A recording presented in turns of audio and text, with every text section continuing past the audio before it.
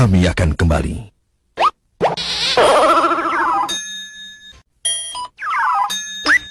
Kami kembali.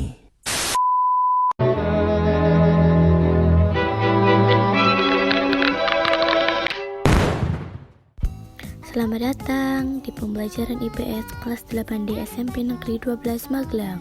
Sebelum itu, aku punya pantun nih. Gubernur butuh aspirasi, masyarakat kecil butuh solusi. Izinkan kami membuka presentasi, semoga dapat memberi esensi.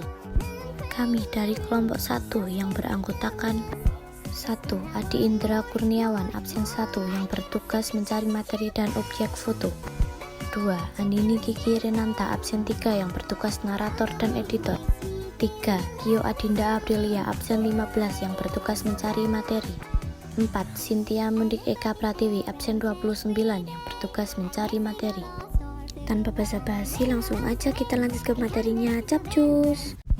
Pengaruh monopoli dalam perdagangan. Perhatikan gambar perkebunan cengkeh di samping.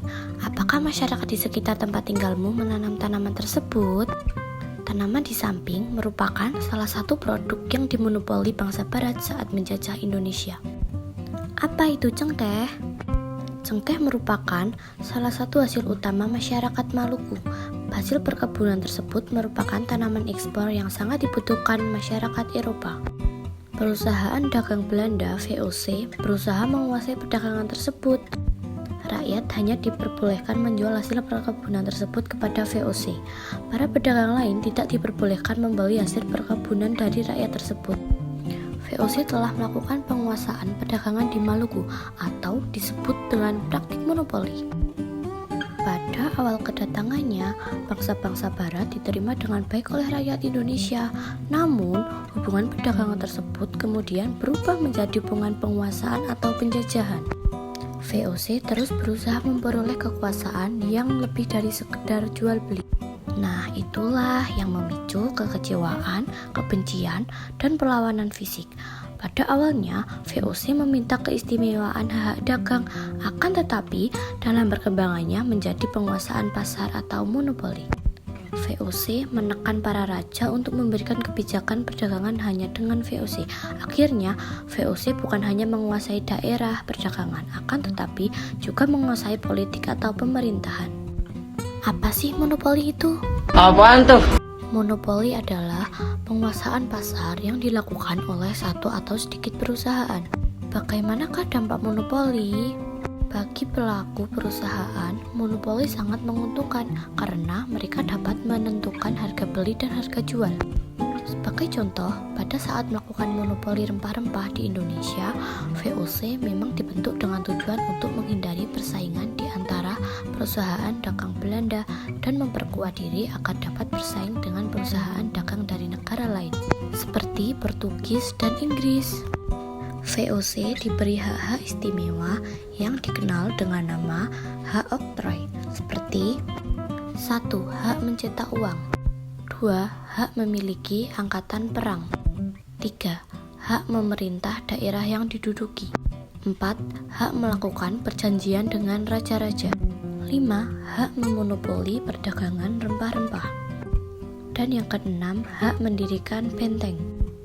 Dengan adanya hak oktroy tersebut, Belanda memaksa kerajaan-kerajaan di Indonesia untuk mendatangi kontrak monopoli dengan berbagai cara. Salah satu caranya adalah politik adu domba atau dikenal dengan divide et impera. Belanda berharap akan terjadi permusuhan antar bangsa Indonesia sehingga terjadi perang antar kerajaan. Belanda juga terlibat dalam konflik internal yang terjadi di kerajaan. Pada saat terjadi perang antar kerajaan, Belanda mendukung salah satu kerajaan yang berperang. Demikian halnya, saat terjadi konflik di dalam kerajaan, Belanda akan mendukung salah satu pihak. Setelah pihak yang didukung oleh Belanda menang, Belanda akan meminta balas jasa. Seusai perang, Belanda biasanya meminta imbalan berupa monopoli perdagangan atau penguasaan atas beberapa lahan atau daerah. Akibat monopoli, rakyat Indonesia sangat menderita. Mereka terpaksa menjual hasil bumi hanya kepada VOC. VOC dengan kekuasaannya membeli hasil bumi rakyat Indonesia dengan harga yang sangat rendah. Padahal, apabila rakyat menjual kepada pedagang lain, harganya bisa jauh lebih tinggi. Untuk meluaskan kekuasaan, VOC mempersiapkan penguasaan dengan cara perang militer.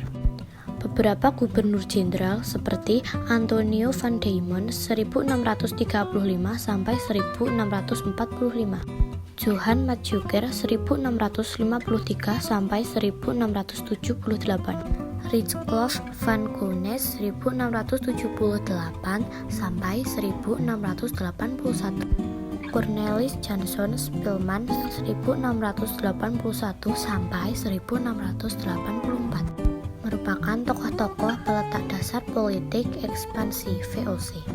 VOC mengalami kebangkrutan pada akhir abad 18. Korupsi di manajemen perusahaan yang kurang baik menjadi penyebab utama kebangkrutan VOC. Berikut pengaruh kebijakan VOC bagi rakyat Indonesia. 1. Kekuasaan raja menjadi berkurang atau bahkan didominasi secara keseluruhan oleh VOC. 2. Wilayah kerajaan terpecah belah dengan melahirkan kerajaan yang penguasa baru di bawah kendali VOC. 3. Hak oktroi istimewa VOC membuat masyarakat Indonesia menjadi miskin dan menderita. 4. Rakyat Indonesia mengenal ekonomi uang, mengenal sistem pertahanan benteng, etika perjanjian, dan prajurit bersenjata modern atau senjata api meriam.